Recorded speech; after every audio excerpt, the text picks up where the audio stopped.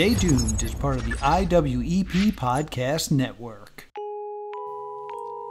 Good evening, grave robbers, and welcome back to the television graveyard. We are your TV necromancers, Laura Prince and Noah Houlihan. We have come here tonight to examine the spirits of past television shows to find out which ones could be resurrected, should be resurrected, and which one should stay doomed. This is a podcast in which we'll analyze the history, the hype, and the aftermath of shows that ran only one season, or only one episode, or didn't air at all. With me, as always, is TV's Noah Houlihan. Oh, sorry, I was thinking about pie. That's a bad example. You're generally thinking about pie. This is true. This is true. Welcome. 100 episodes later. Yeah, we're getting to this point, which is kind of fun. We are doing the unaired Clerks live-action pilot. This is episode 147. And if you go back to episode 47, you will find Clerks the Animated Series. Yep. So we thought it'd be fun to, 100 episodes later, revisit the world of Clerks. Films that Laura still have not seen. Yeah, seriously. And see how we feel about this version of Clerks, which is surprisingly Kevin Smith free. Yes. So, we open on the... Hey, before we open on this, we gotta pour one out, don't we? Yep.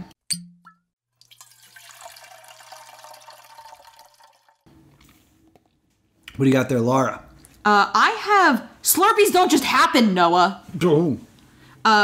This takes place in a convenience store. That is an actual line of Slurpees don't just happen. So I have a Slurpee. Mm-hmm. There's no alcohol in this. You know why? Why is that? Because you can't buy alcohol at convenience stores in New Jersey. Yeah. Something the show does not seem to understand. Does not actually know that. Yeah, that's very true. What have you got?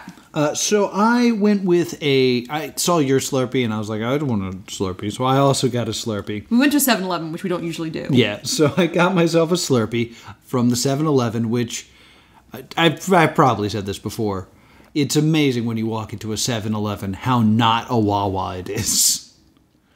But I got myself a Slurpee. I got the blueberry one because I'm pretty sure that the ice cream man says something about blueberry ripple at some point. He might. And then I added some Malibu rum to this for the girl who runs the tanning salon. Yes. Next door.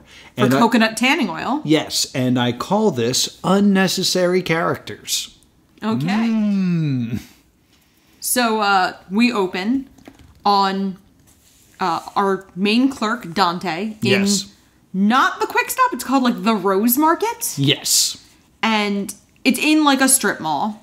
Mm-hmm. It's not an anchor store. Like it's not like the way a Wawa or a 7-Eleven would be. It's not the thing that holds the strip mall down. Mm-hmm. It's just a very like little hole in the wall. And he is making fun of Sandra.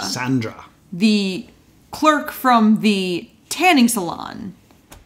And she's making fun of her about how often she tans, because she is very, very roasted. Mm-hmm. She is Carrie Russell, best known from The Americans and Felicity. Yeah. She is one of the only, like, well-known actors. And Jim Brewer is also in this. Yeah, I was supposed to say, I disagree, because Jim Brewer's in this. Well, that's two. That's two well-known actors. When I say one of the only, she's one of two. Okay, true. And basically, they are having a debate on whether or not tanning causes cancer. It does. This is the opening scene to your show. Yeah. Is discussing cancer. That seems ill-advised, right? And then Todd, who works at an ice cream shop down the strip mall, is in love with Sandra. And he's flirting with her. And she claims that it's not tanning that causes cancer. It's lotion that causes cancer. Yes, the lotion's the sunblock. So what does cause cancer, Sandra? Lotion? Think about it. Everyone who tans uses lotion. You're serious. It could be true, Dante. Leave the poor goddess alone. So And just lotion in general, because everyone who tans uses lotion so that they don't get dry skin. So then Dante pretends to put lotion on and pretends to melt dramatically. Very Jim Brewer-esque melting. Yes. And then my next note is, I guess we're not in New Jersey because they're selling beer in the convenience store. I will be proven wrong later. Yes. So what I have written down here is, first and foremost, everyone is too handsome. Like, Clerks, they were people that were believably clerks. Like, and this is not to say that Dante and Randall in the film are ugly, but they're not models. They're normal looking. Dante in this looks like the captain of the football team. Yeah, like everyone's attractive. Yeah. Jim Brewer looks like Jim Brewer still. And then there's the ice cream guy, and I was immediately like, ooh, you shouldn't be here. Like, we immediately get a Pinky and the Brain and Larry type feel from this, because Dante and Randall's dynamic does not need a third person. And then another person walks in. Yeah. It is a professional woman comes in, and we find out that she is Dante's girlfriend, and that she's Veronica, who is a full-time college student and works, and she's very, like, driven and motivated. Yeah. This is straight from the movie. And he claims to have big plans for his life, and he was supposed to ask for the night off to spend time with her, and he forgot to. Yeah. And you love this line, so I wanted to let you... Yes, I do really enjoy this line. She says... You didn't get the night off, did you? I forgot to ask Mr. Stubbs. I only reminded you 5 times. Honey, I'm not blaming you. Which is such a good line. Yeah. But it immediately shows this is not Dante from the film. Yeah. Because the fact that he's working almost doesn't seem to bother him. He never even says, I'm not supposed to be here today. He never says it. Dante in this is so hardworking. Like, he's always seen, like, cleaning the counter, taking the trash out, like... Stopping the shoplifter. Stopping a shoplifter. He seems to actually really enjoy his work. And it reminded me when I used to work at Rite Aid many, many moons ago. I remember thinking, like, this doesn't bother me. Like, I'm enjoying my time here. Like, being a cashier at Rite Aid. And I was like, I feel like a similar spirit coming out of Dante, where it's like, yeah, this is what I'm doing. Yeah. This is so not Dante from Clerks. Right. It's a very interesting decision to take away the pessimism from Dante, when that's like his main quality. So then later we see all of them in a video store. Yes. Because that's where Randall works. Yes, Randall works at the movie rental place next door. Yes. And Veronica is clearly annoyed. Isn't this great? Dinner and a movie. Huh. Yeah. I don't know how you top off a night like this. Oh, wait. Sex in a car. And then he holds up his keys and goes, "You're in luck." Yeah, I got you covered. This is kind of quirky. It's just like, I'm sorry I'm stuck working, but we can still watch a film. It's kind of like, oh.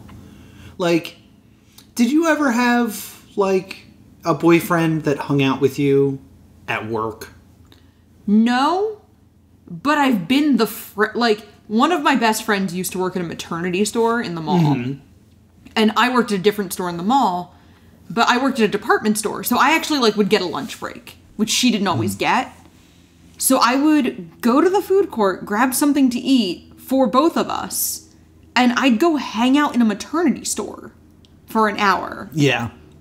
And let me tell you how much pregnant women do not want to buy clothes from two 19-year-olds hoovering down McDonald's. Yeah, that makes sense. Like, that was definitely, it was very clerksy. At one point, she had to go to the bathroom, and somebody comes in and goes, "Do you work here?" And I'm standing behind the counter, and I go, "No, I don't." See, this rung a little bit more true for me because I used to hang out with my ex-girlfriend while she worked. She used to work at a Lone Star. Okay. And I used to just go and, like, eat crab legs and let her wait tables and then chat with her. And before that, she was a pizza delivery girl. Okay. And, like, just kind of driving around in a car is what we would probably be doing anyway with our no money. So you were just riding shotgun on pizza deliveries? Yeah, and then she's like, I gotta go run this sandwich up.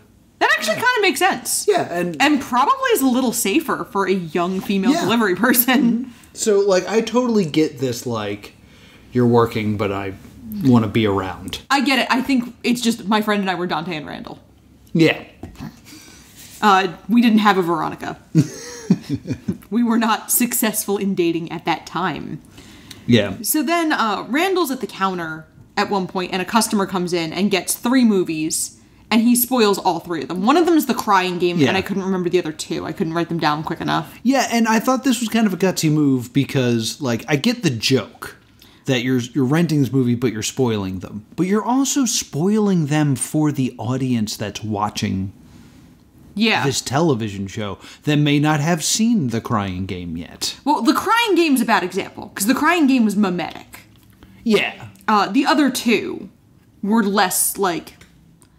The Crying Game, by 1995, everyone knew the twist of The Crying Game. Right. It's like The Sixth Sense, where the twist kind of defined the movie.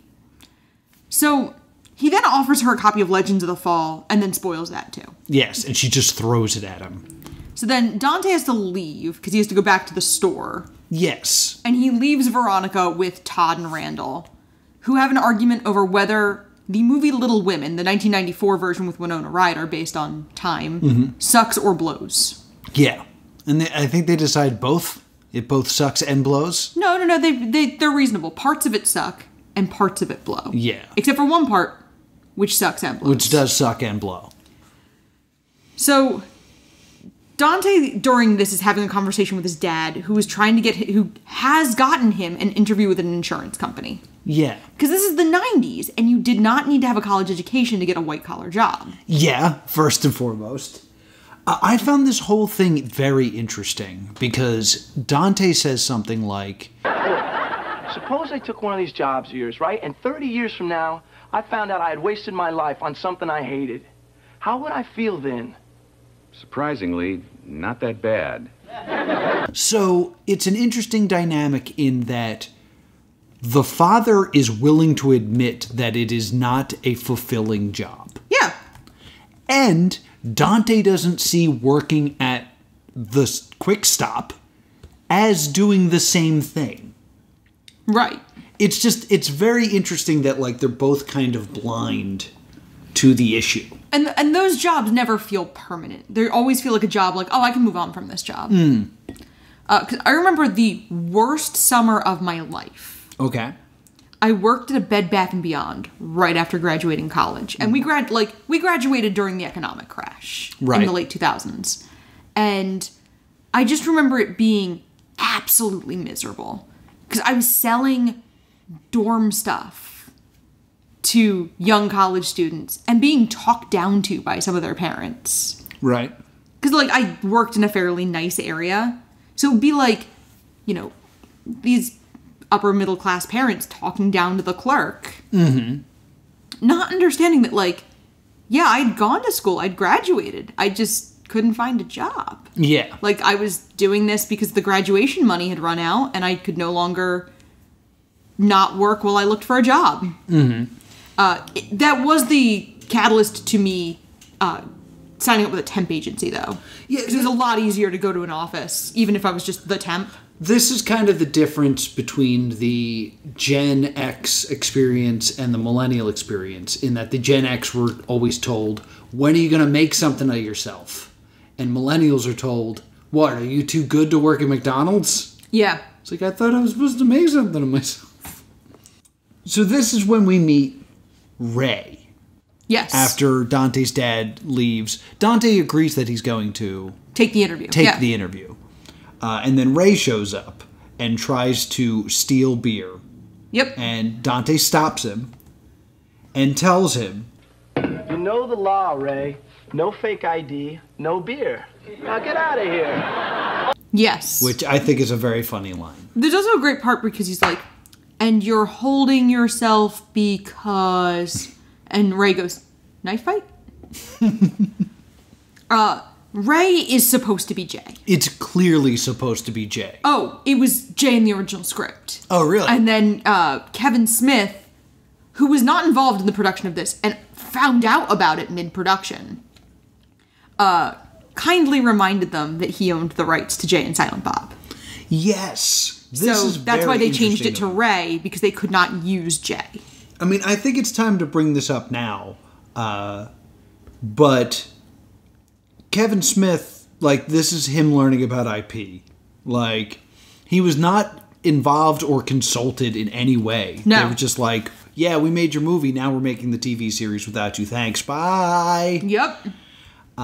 So unlike the cartoon, which does have Kevin Smith involved, Yeah. this is the super watered down, clean cut ABC version of Clerks. Yes. So she is not she's not told not to suck any dicks in the parking lot. There's no snow blowing. It's not implied that she's unfaithful in any way. I mean, she's not unfaithful in the movie. It's just that 37. My girlfriend sucked 37 dicks. In a row? That's one of my favorite lines, is in a row. in a row, it's one of my favorite jokes. The next person who comes in is Cliff, who is an old schoolmate of Dante. Yes. Who has graduated and starting at a law firm. Now, I had a question here. Had he graduated law school? Because that really is dependent on... Because Veronica is still in college and is implied to know Cliff. Yeah. I don't know. I mean... So I guess he's working an office position at a law firm? Maybe? I don't know. I could also just believe that they didn't do any research, like, you know, selling alcohol at a Jersey convenience store. So, Cliff is kind of like shitting on Dante for working at the convenience store.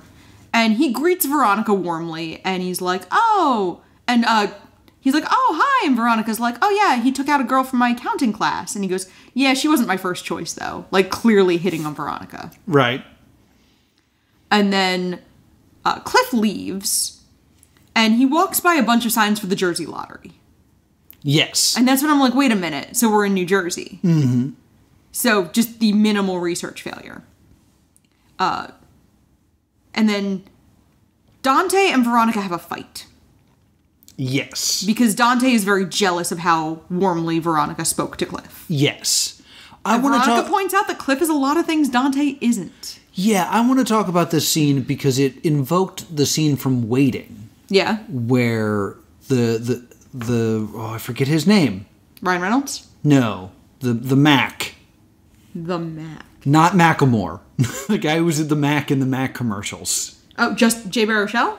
No, it's the other one. It's the one that looks like Jay Baruchel. Justin Long. Justin Long. Justin Long ends up waiting a table with a guy who... They do look identical. Yeah, they're very easy to confuse. But Justin Long waits a table on someone who is of his graduating class and is more successful while he's working this lower, air quotes, job. And it's the same type of situation. Like, he feels bad that he's working at this lower job. The difference is, Cliff is, in Clerks, is being combative. Yeah. Like, he says to Dante, I guess your whole dignity thing doesn't hold you back. Yeah. Meanwhile, in Waiting, like, he's trying to help a friend he used to have who's in a lower spot than him and tips him real big. The fact that it's combative just makes it feel weird. Like, it's weird to see someone that you used to know and just be like, hey, how you doing? I'm better than you. Yeah. It's just, if this whole scene rubs me the wrong way. Yeah, like, sometimes I have that when, like, I see someone who I think I know from high school. Yeah. And, like, my natural inclination is to army crawl behind something. Yeah. Because I'm like, oh, I don't want to do this. Yeah, this is not I don't want to go I that feel way. like having. So I kind of dig this of, like, I was never really in this, like, nobody from my high school came into the Bed Bath & Beyond. when I was working there, but also if they had, it wouldn't have mattered because we were all graduating in a terrible economy. Yeah. So, Dante is repeatedly calling Veronica, who's not answering his calls. And we get the impression that he's called her from the payphone multiple times. And he's like, please don't listen to the hostile message. Just listen to the pathetic ones. Yeah. And he's practicing for the interview, and Randall announces that he has a great plan for Todd. And he's inviting all the clerks from all the stores to a mixer. Yes. But he wants to have it at the convenience store. The convenience store. And Dante's like, no, we can't do that because I don't want to be drunk. I don't want to be hungover for my interview. Yeah, his interview's the next morning, and he wants to have the mixer Thursday night. I also don't know why the convenience store is the best place to have it. Snacks are right there. Beer is at the store already. Yeah, but, like, it's also not going to be free range. Like, I feel like the movie place has a television and also, like, less easily stolen items. Yeah. And, like, it has those big comfy chairs for watching movies that are there for some reason because it's a TV show. I just thought it was silly. So, Randall decides, like, fine, we'll have it at the video store. But Randall kind of, like, comes down and says, like, Hey, you just remember, we took an oath in 8th grade. You do what comes easiest, and the minute it becomes difficult, you quit. I mean, thank God one of us has the courage to see it through. Come on, Randall. Let's go do nothing. I don't understand who we're supposed to be cheering for here. yeah. I'm also at this point very excited because I think I know what's going to happen. Yeah. I think that Dante is going to bend, go to the party, get drunk, and be hungover for the interview, and we'll see that. Yeah, and we'll see him sabotage himself. Yeah, those are all the things that are clearly being set up. That is not what happens. Right. I also enjoyed this line, which was, I don't want to get fired. I need this place as a reference. What's a reference? It's a rap sheet, but only good things. There's some funny lines in this. My favorite line's actually, we get to the mixer, we get to Thursday night, and Sandra and Todd are talking about. Guy who falls asleep in the tanning booth, and I totally forget about him. I don't find him till like 5 hours later when I smell something burning. Wow. A career woman and you can cook. Yeah. Which is a kind of a charming line. Like, Yeah, it's a good line. she and Todd are really hitting it off, and you're kind of happy for him because, like, that moment is cute. Yes. And then she goes, I want to do it in a tanning bed, and Todd's like, stares at her, and then Randall smacks him upside the head, and Todd's like, oh, okay. Yeah. Like, Todd, like, shorts out. Now, it should be mentioned, because we forgot to mention the small thing. Cliff is a rat. Yes. The reason that Dante doesn't like Cliff is there was a tradition in high school to paint Bookley Tower. And they got caught by the police, and Cliff said that he wasn't there, he was just to talk Dante down. So Dante got in trouble and he didn't. We then find out Veronica is going to Cliff's party. Yeah. And this is what breaks Dante. Yeah. So because the shoplifter is trying to steal ice, because if he gets ice, he's going to be allowed to stand outside and watch the party. yeah, that's weird. So Dante comes up with a plan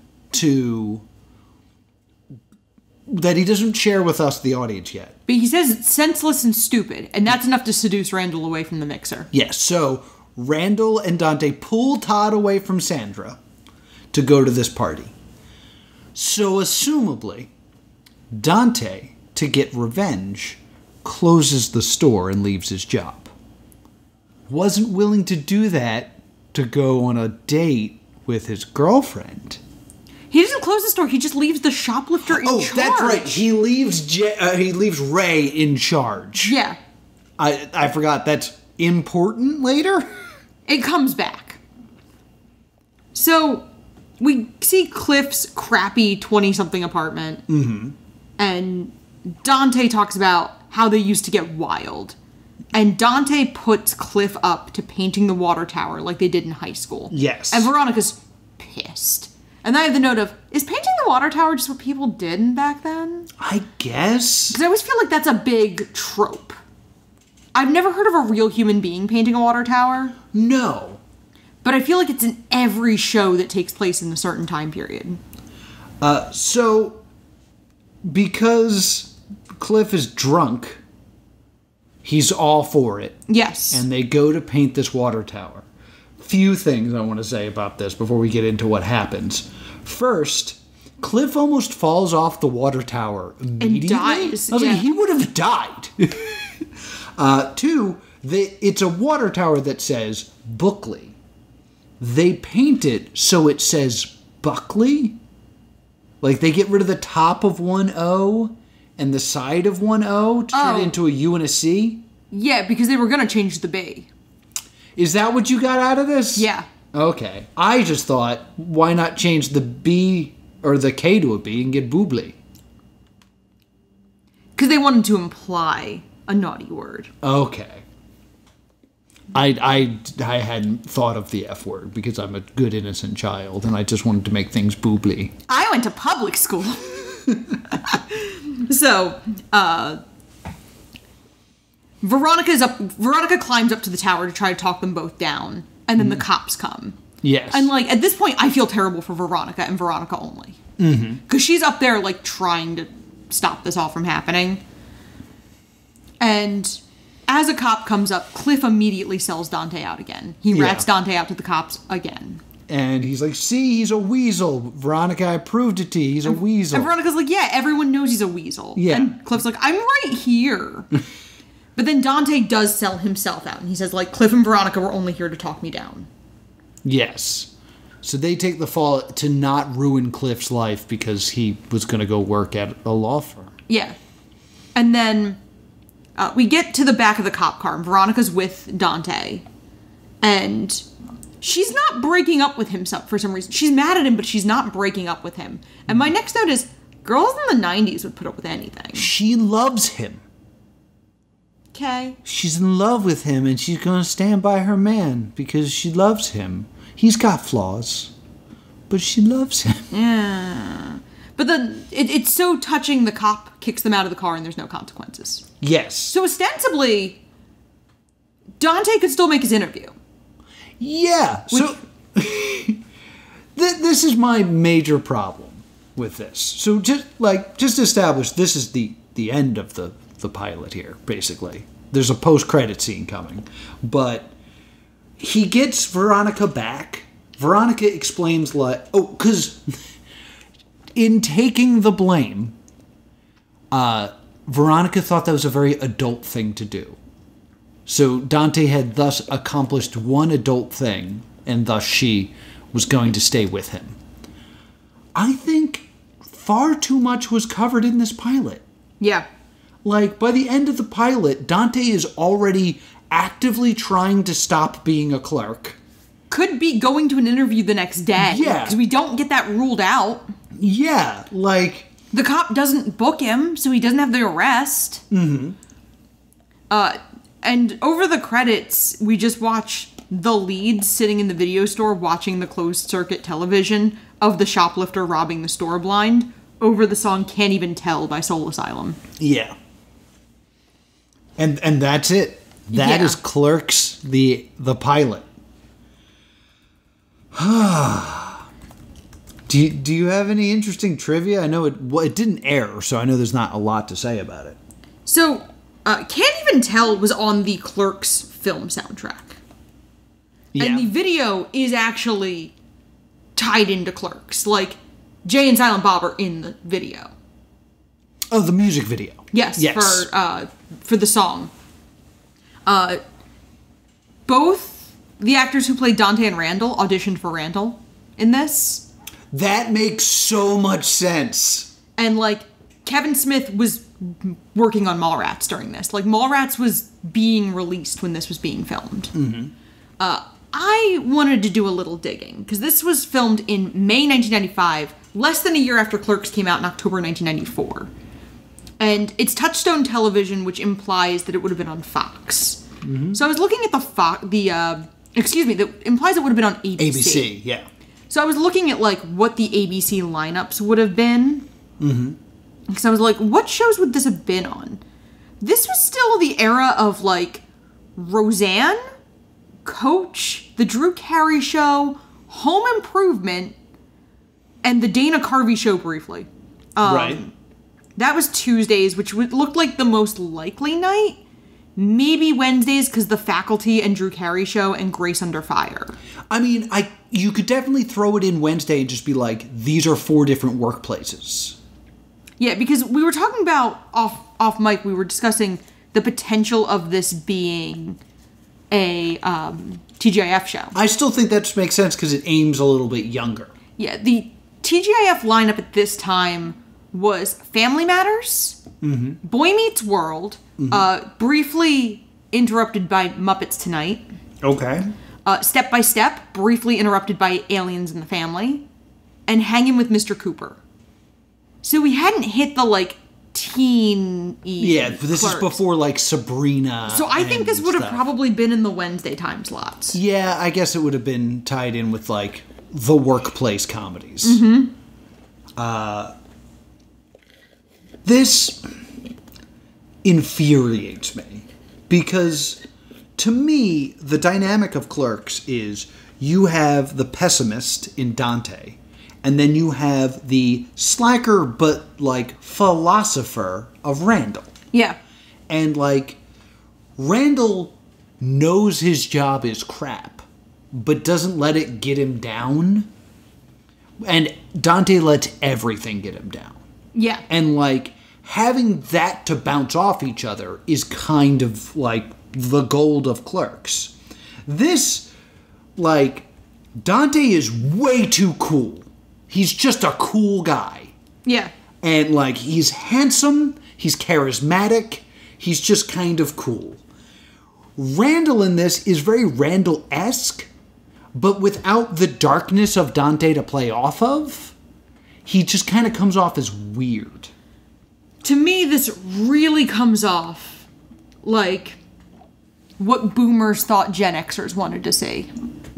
Because, like, Clerks is an iconic Gen X piece of media, up there with, like, Reality Bites, Yes. Heathers, and, like, these late 80s, early 90s media that are very much like what this generation was. Like, the slacker guy versus the, like, successful guy. And, like, the monetarily successful guy was always a dick. And the slacker guy was always the good guy, which is, like, something we see in a lot of media at that time period. Yeah. We always laugh because that's, like, why Rent's a period piece. And this sands the edges down really hard because, like, Heathers, and I'm talking about the film Heathers, and Clerks and Reality Bites all have a lot of edge to them. This is still a network sitcom. Yeah. Like, the edgiest thing that happens is that maybe they were going to change the B to an F on the water tower. Maybe. I also feel like they don't face enough to be our heroes in terms of, like, resistance. And I think the major problem in that is Todd. I hate Todd. Todd the ice cream slinger that doesn't do anything that Randall couldn't have just done. Like, he doesn't accomplish anything as a character that couldn't have just gone to Randall. Yeah, including, like, being obsessed with the girl at the tanning booth. Exactly. They should have had a clerk that was an antagonist to them.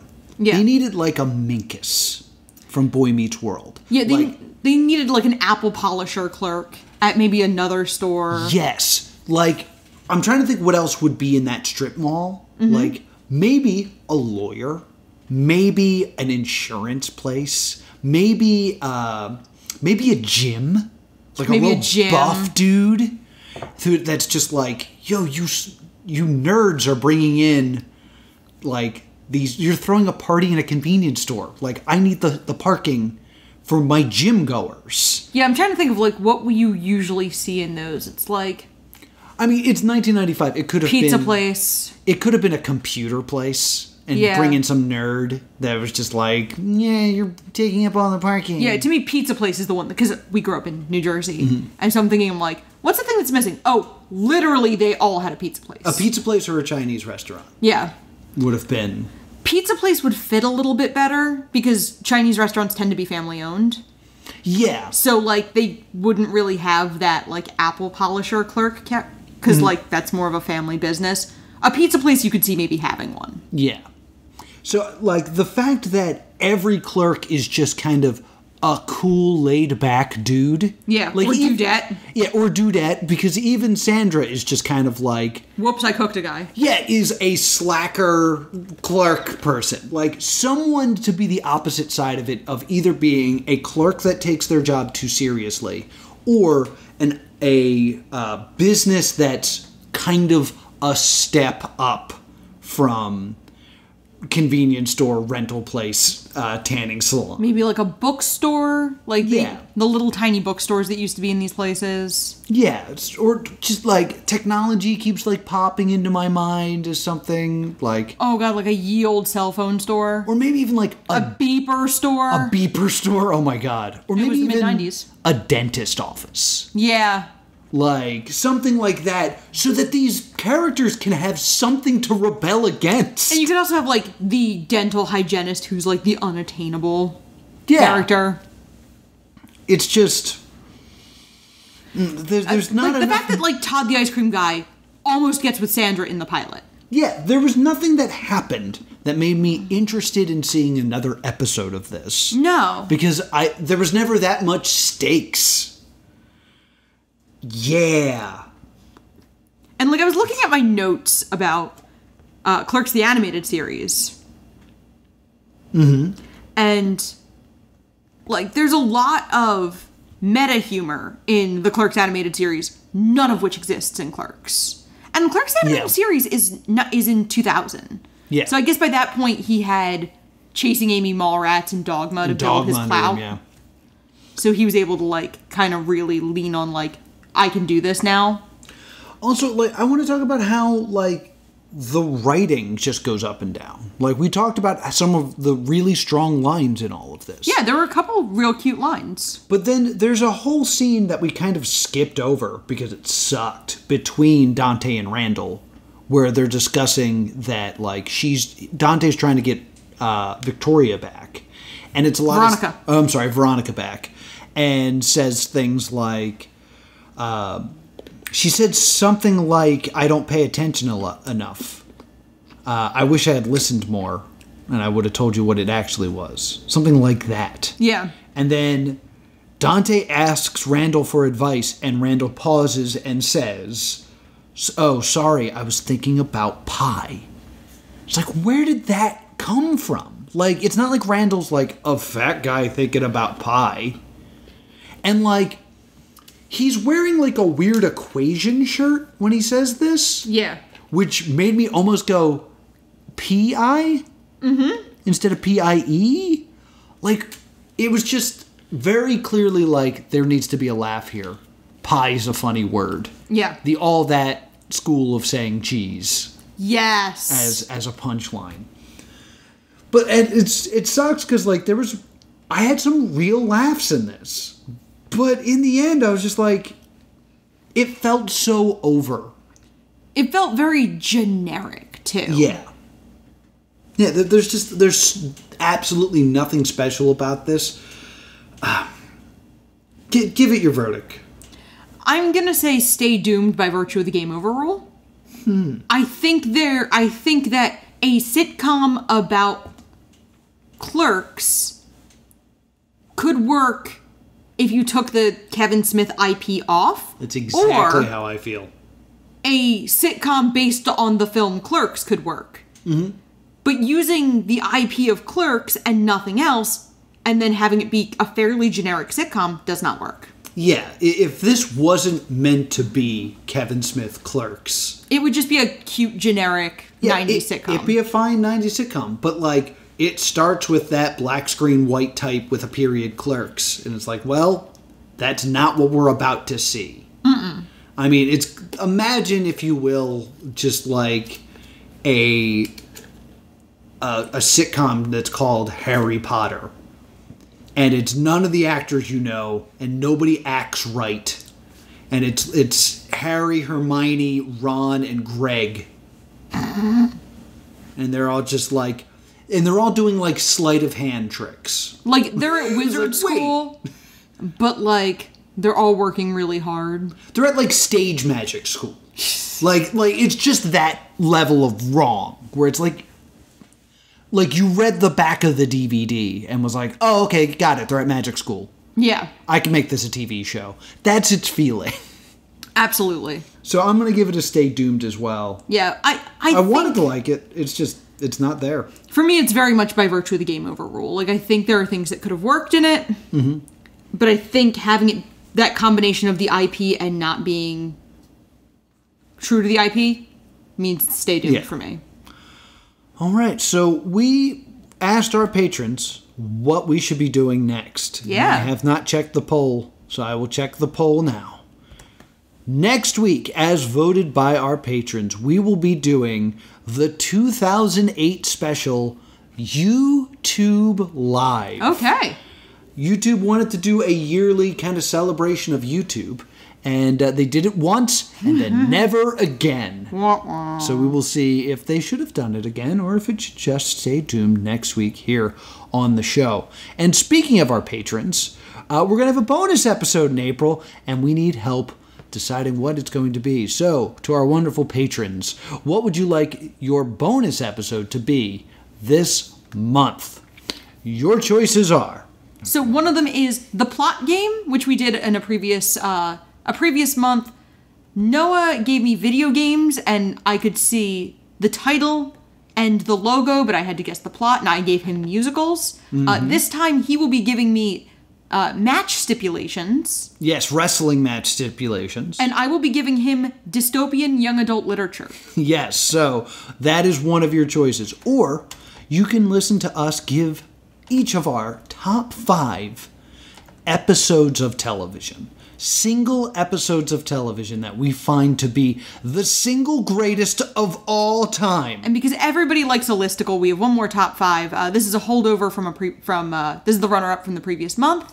It is our top 5 movie theater experiences. Yes. Because we're kind of missing the movies right now. Yeah, we still have not really ventured back into the theaters, so we wanted to give that one more chance here since it was our runner-up. And finally, we are going to offer up a Rogues Gallery tier list. Yes. We will have a list of heroes, and we will rank them based solely on their Rogues Gallery.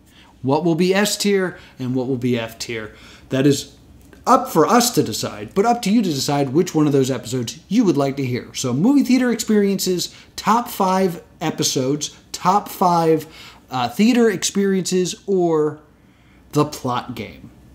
And if you want to be one of our wonderful patrons and listen to that episode and vote in that very poll, head on over to patreon.com/plus2comedy and sign up to be a patron. And then you get to join our Discord and we'll chat with you, and it's super fun. Where can people find us? You can email us at thestaydoomedshow@gmail.com or on Facebook and Twitter @staydoomed. And if you're not even supposed to be here today, I'm at +2comedy. And if you want to talk about the way Gen X was portrayed in media, I'm at Bean Bunny Lives. Until next time, stay doomed.